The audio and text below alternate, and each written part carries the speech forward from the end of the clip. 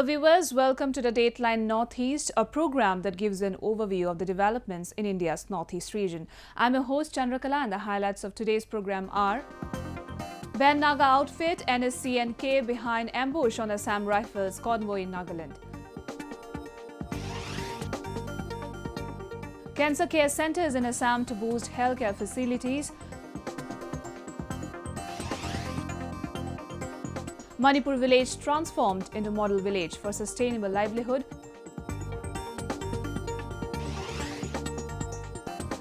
An Assam girl creates history, scales Mount Kanchenjunga.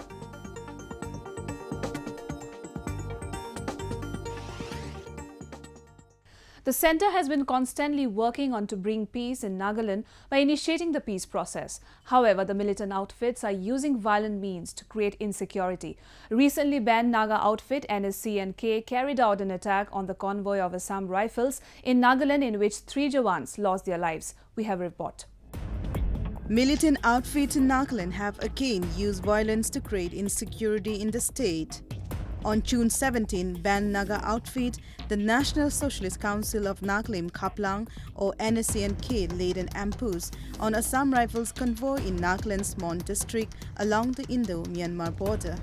The militants looped grenades on the 2 army vehicles, which were on their way to fetch water from a river on the outskirts of Aboy town, 35 km away from the district headquarters. 3 Jawans of Assam Rifles, namely Havalta Feder Singh Negi, Siboy Hungar Kongyak and rifleman Alam Hussain were martyred in the attack. 3 years earlier, a similar incident had taken place where a number of Jawans had been killed of the same Assam Rifles while they were going for fetching water. Now that we got very good and friendly equations and relations with Myanmar, the Indian Army should approach Myanmar Army and wipe out the NSCN sanctuaries on the other side of the border. Unless and until we do that, NSCN will continue to play mischief. जो भी जहाँ पे routine कार्रवाई है वहाँ पे हमेशा guard जाओ और उसी तरह से वो मॉनिटरिंग आगे जैसे 2 गाड़ियों में होता है उसी तरह की सिक्योरिटी ड्रिल को फॉलो करना चाहिए और अभी उनको चेज करना चाहिए क्योंकि हमला म्यांमार बॉर्डर के पास हुआ है और बहुत इस बात की गुंजाइश है कि वो बॉर्डर पार करके वापस म्यांमार के अंदर चले गए होंगे. Following to Manipur ambush in 2015, the Indian Army had carried out cross-border raids on NSNK camps. The NSNK had abrogated a 14-year-old ceasefire with the center in 2015. Nagaland Chief Minister Nefiru has appealed the outfit to end hostilities and return to ceasefire and peace talks. The health sector in the state of Assam is on the up as various developmental projects to improved healthcare have been ushered in the state. In yet another step towards development, BJP National President Amit Shah along with industrialist Ratan Tata recently laid a foundation stone of 19 cancer specialty centers across the state, which will boost the potential to drastically improve cancer care in the state and the Northeast region as a whole. A report. Technological advances in the healthcare sector have certainly curtailed down other infection-related diseases in India's northeast region, but the burden of cancer is quite alarming in the region. The northeastern states have the highest incidence of cancer in the country due to various reasons including food habits and other related issues. Keeping in mind the quality health services and to transform the scenario of cancer care in the state of Assam as well as in the region, BJP National President Amit Shah along with industrialist Ratan Tata in presence of Chief Minister of Assam and Arunachal Pradesh recently laid the foundation stone of 19 cancer care centers all across the state in a special function held in Guwahati. The cancer centers would boost the potential to drastically improve cancer treatment in the state and the region as a whole. Thousands of people from all walks of life gather to be part of the momentous ceremony. आज मेरे लिए भी बड़ा आनंद का विषय है कि असम के अंदर एक साथ 19 कैंसर केयर सेंटर का भूमि पूजन हुआ. लेवल 1, लेवल 2, लेवल 3 कैंसर की ट्रीटमेंट को 3 स्तरों में बांटकर कैंसर आइडेंटिफिकेशन से लेकर ऑपरेशन और पोस्ट ऑपरेटिव केयर तक समग्र साइकिल को पूर्ण करते हुए ये जो चक्र बना है, मैं मानता हूं कि आजादी के बाद आसाम की स्वास्थ्य सेवा की सुविधा को अच्छा करने के लिए इससे बड़ा कदम कभी नहीं उठाया गया होगा। ये आसाम के इतिहास में एक आज स्वर्णिम दिन है। The Assam government and the Tata Trust have collaborated for a joint venture called Assam Cancer Care Foundation, under which 3-tier cancer grids would be established, which will uplift the healthcare facilities of the state and the northeast region in particular. The 3-tier cancer care grid will facilitate outreach to enable cancer prevention and, most importantly, early detection. For the residents of the state, the initiative will bring relief for those who are fighting cancer in the region, as treatment would become more feasible within the state. अच्छा feel हो रहा है क्योंकि north east के लिए ये एक बड़ा मौका है, क्योंकि for the first time 19 hospitals ने इन्होंने जो हॉस्पिटल हैं उसके साथ जुड़े हुए हैं। एक बड़ा प्रोग्राम है जो कैंसर पेशेंट के लिए बहुत अच्छा होगा सारा नॉर्थ ईस्ट के लिए।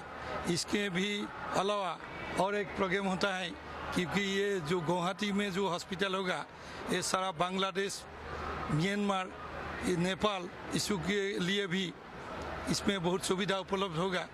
इसके अलावा इसमें रिसर्च इंस्टीट्यूट भी होगा। ये हम लोग के लिए एक बड़ा प्रोग्राम है। Meanwhile, to ensure seamless movements of patients across different centers and to enhance the use of digital technology to bring closer the patients, a digital information nerve center was inaugurated at the State Cancer Institute in Guwahati. Industrialist Ratan Tata and Assam's Health and Finance Minister Dr. Himanta Biswa Sharma launched the center.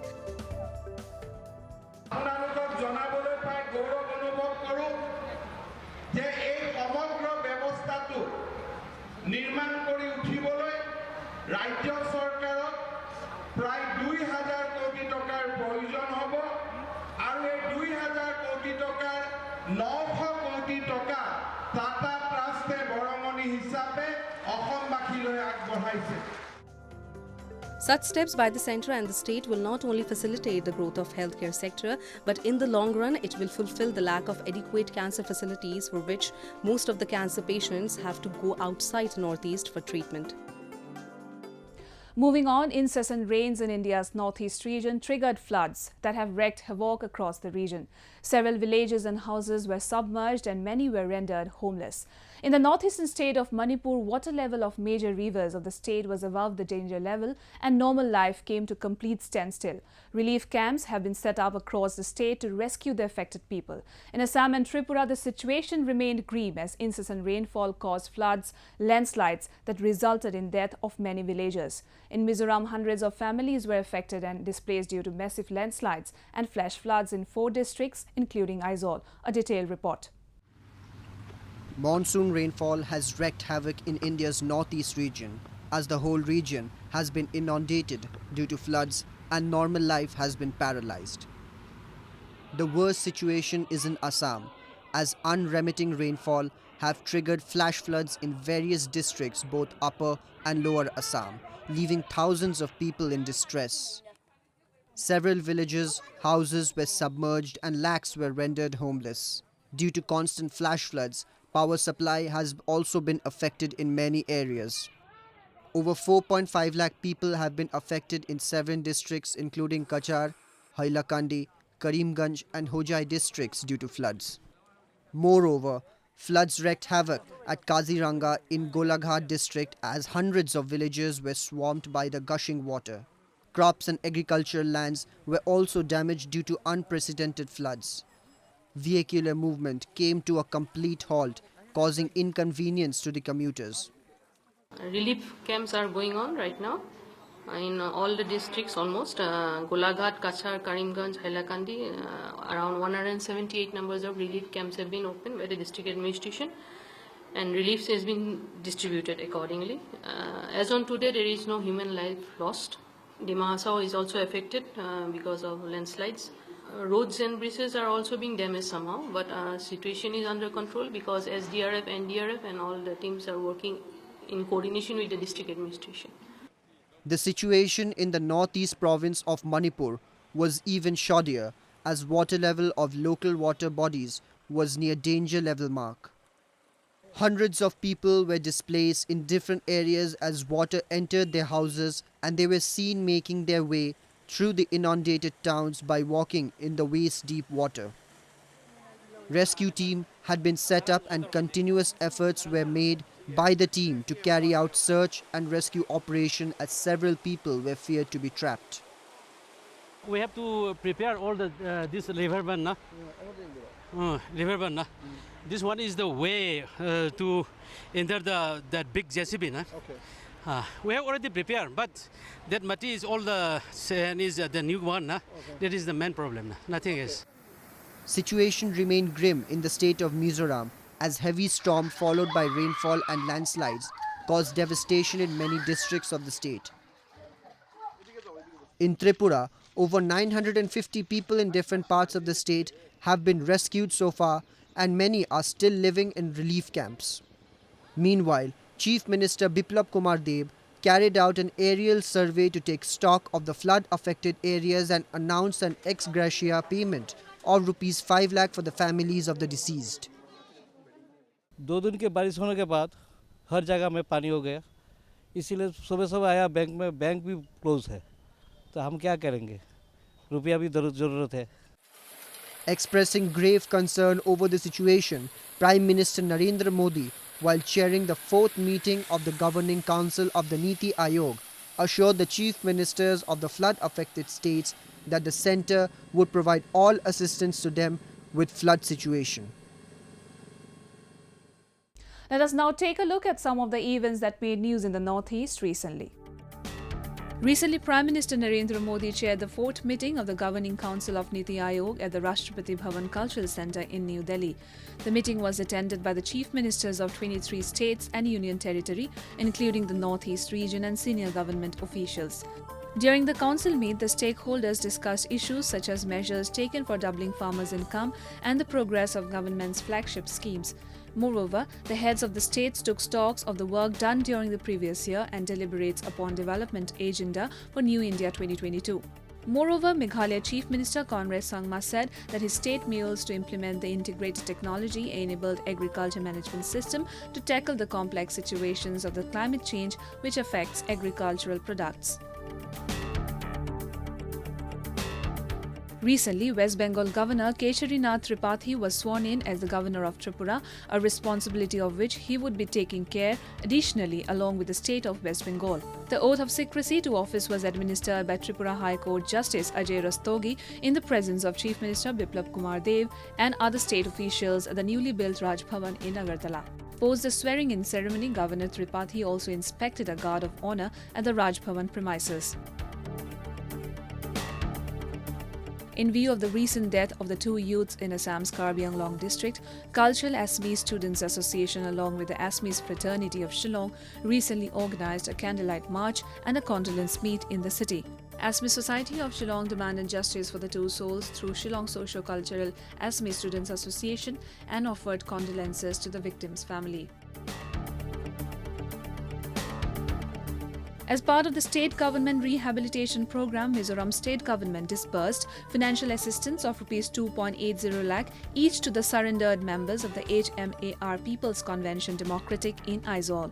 State Home Minister R. Lalzirliana handed over the financial package to 102 HPCD cadres and 12 leaders as per the peace accord signed between the rebel group and government on April 2 in a function held at the police headquarters in Khatla.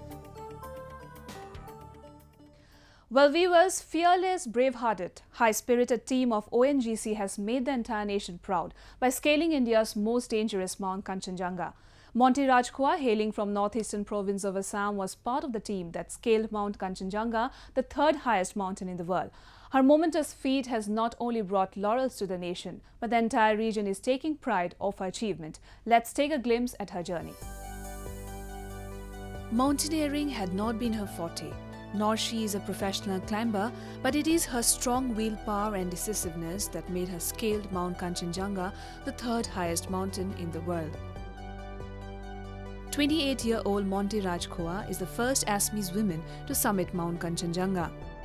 An executive engineer of Oil and Natural Gas Corporation (ONGC), based currently in Mumbai, Monty is the first lady ONGC officer among her male counterparts to have been able to scale the world's toughest peak. Monty believes that she is the lady luck of a male-dominated team. We have adventure in every work of our life. So even when we are working in our oil fields, it's like an adventurous job. So in the amongst such a huge manpower, I'm a lucky lady to have been selected actually.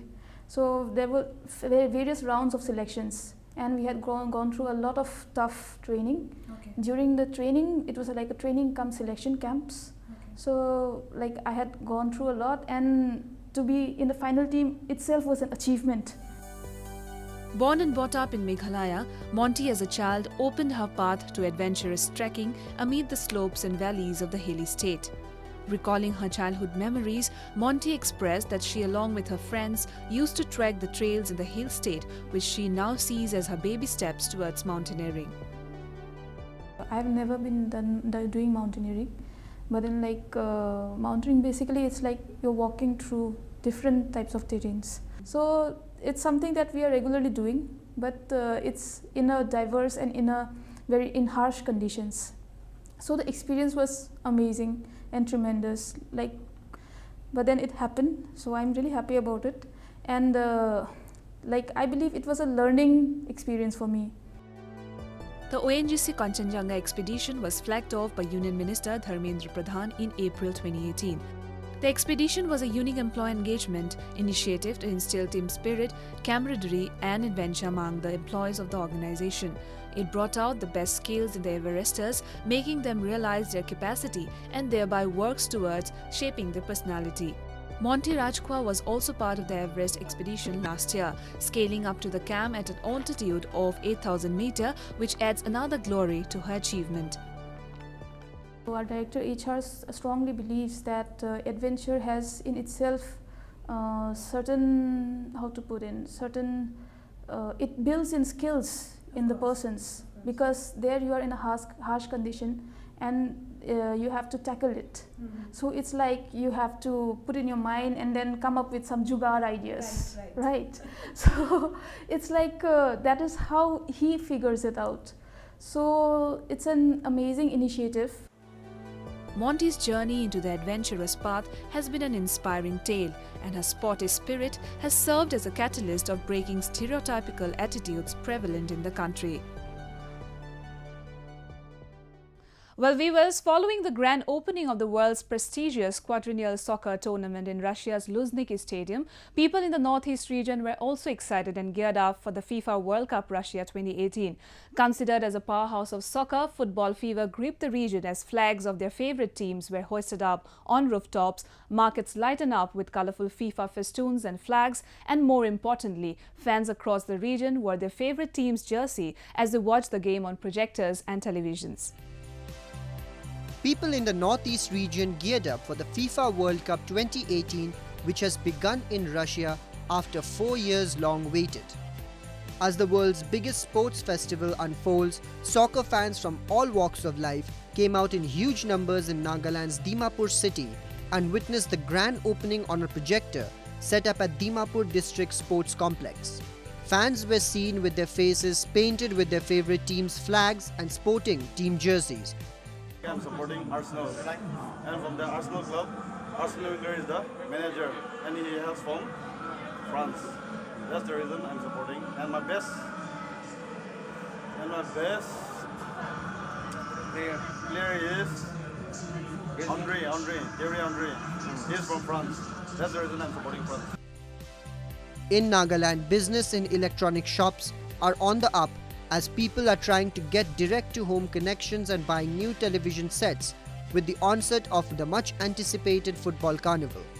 Moreover, colourful festoons, banners and flags of participating country at the World Cup 2018 were seen beautifully displayed in various markets. The tournament is a big buzz in every nook and corner, with fans displaying banners and flags of their favourite teams in their homes, while vehicles in the city carried miniature flags while on the move.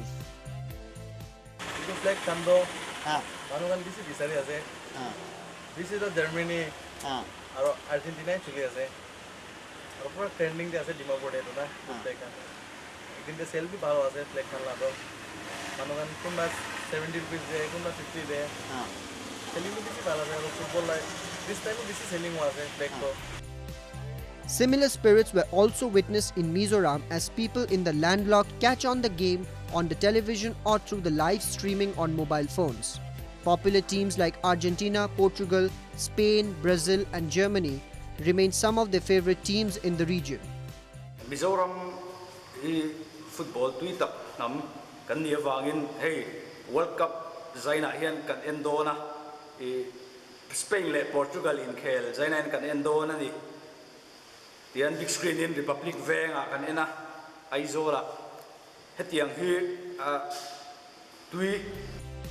In Meghalaya, the residents are not only witnessing the world's prestigious game on television, but closer to home, they also got an opportunity to watch the live matches in the form of the Meghalaya Baby League, which has been kicked off at the Jawaharlal Nehru Sports Complex in Shillong. With 12 teams engaged in the first state-level league for children between the ages 4 to 13, the sporting spirit on the pitch was high as young players showcased the excellence of sports. My favorite team is definitely Germany, and Shillong is really excited for the World Cup. We go everywhere, everyone's talking about the World Cup, and even in the morning time also people will be talking about the games yesterday. So basically, yeah, so Shillong is all geared up for the World Cup now. Moreover, the football enthusiasts in other parts of the region, including Arunachal Pradesh, Manipur, Sikkim and Assam, were also seen engaged on the game, connecting worldwide through sports. Setting a unique pathway in developing the rural areas and transforming the lives of the people, Lange Foundation, a Manipur-based NGO, has adopted a remote village in Imphal East with an aim to provide an alternative sustainable livelihood to the villagers. The development comes in the wake of the Prime Minister Narendra Modi's vision of adopting and developing the village into a model village.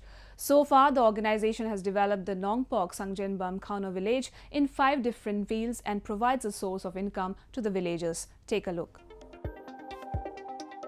The Lange Foundation organization has adopted a remote village of Manipur and turned it into a model village for sustenance and economic development through various programs. Nongpok Sachipam Kuno village, which is located in East Imphal district, was adopted by the NGO in early 2017 in line with the vision of the Prime Minister Narendra Modi, where each and every MPs and MLAs to adopt a village under the Sansad Adarsh Gram Yojana scheme and transform it into a model village for better place to live in. Delem Arun Kumar, the Chief Executive Officer of Lange, also the man behind the adoption of the village, has single-handedly managed and developed the village into a role model village without the help of the government. Since from the time of the project rolled out, Lange has managed to provide jobs to all the 150 households and develop it into an economically sustainable village. Human resource focus tawra koi angang sing yumthong yang angang amam koina kauthuaga angang si sana bagi mai gai da pusale han mada ani subuda sermit londa hena mateng pangba yaba poultry farm yum da plan taw implement taw another amana nupi khaktagi oina nupi chama yang kai kauthuaga thabak sumin ba yaba punna sumin ba yaba loin lum project amaina implement taw ai ba hum sina yam khomang chawsanna kai khungang da hana changaki adugi response yam nongai ba phange miyam jingi Punsida tangdu laita bagi mamita ba hore aduga tongan ba suning mononing ba work culture sima yang wang khalle aduna nungai ba di phawre jikti. With an initial investment of Rs 1.5 crore, Arun Kumar, under the banner of Lange, acquired 12.5 acres of land on lease in the village and established a common facility center, providing weaving facility to every woman of the village households. Apart from setting up the backyard poultry farming, ranging from 30 to 1,000 poultry chickens to every household, Lange also sets up poultry farm rearing around 10,000 local breed hens and 800 local breed ducks and distributes in the market for better income generation. Moreover, having Peel with a facility of water harvesting unit by making a huge water pond simultaneously, villagers are also engaged in pisciculture for sustainable livelihood. Si wakanje ket koizu dum yawning bagi wakande dum poeda hadi yumda sabaje ithanda sabani na tawum khangdaba sidade ma'am saminabani na dum saning bai wakan dum poed si yam harau bo mapawe hadi lekai sida phanaba chakpanaba senthunggi maramda tawrakpaje si yam nungai. Sensing the need to build the village into an eco-friendly environment, the villagers were also provided cleanliness awareness camp on every Sunday. And attending such camp by the members of the village has developed a habit of using dustbins apart from sweeping the village compound each day. At the same time, in a move to conserve the green forest and make the village a smokeless village while shying away from the habit of using of firewood, the villagers were also provided LPG gas connectivity. With an aim to facilitate the project and benefits by all, especially the youth of the village, Lange has also started a sports academy for the village where players were being trained from the grassroots levels. Subam Nomam Litrava, Mayamja Tawaka, some Sabilon Kitang Panabidamata, some Mayam Koi the dance to Pajami Rogze. Hang the Koi Sida China, Nungainaba, Na, Sangbira Koi, the short harpone, high biggie, Wakal Sidel Kalin. It is worth noting that while taking an advantage of the technology as well as for safety measurement, Lange has also installed 32 CCTV cameras with a sound system in and around the village premises. Having been successfully launched the project in 5 different fields and converted the village as a role model, Arun Kumar and his team are now eyeing to introduce RO water plant, a school and a healthcare services to the villages. The exemplary set of work culture introduced by the team in one of the Imphal East district villages speaks volume for their dedication and clear-headed vision on transforming the lives of the grassroots people. With that, we have come to the end of this episode of Roving Report. To connect with us to our Facebook page and follow us on Twitter at AnyIndia_ANI. You can also subscribe to our YouTube channel to get latest news updates from the Northeast. I'm your host Chandrakala signing off. Goodbye and take care.